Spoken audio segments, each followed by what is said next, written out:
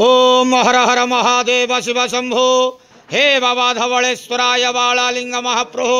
दीपम ज्योति परम ब्रह्म दीपम ज्योति जनार्दन दीपहरतु मे पापो पूजा दीप नमस्तुते। अहे धवलेश्वर बालालिंग महाप्रभो संसार सुखी रखंतु। आज श्रावण मासर प्रथम शनिवार रे समस्त श्रद्धालु भक्त मानक आशीर्वाद करंतु। मनस्कामना पूर्ण करंतु। कर्म क्षेत्र उन्नति करंतु। ग्रहरिष्ट खंडन करंतु। जगतर मंगल करंतु। विश्वर कल्याण करंतु।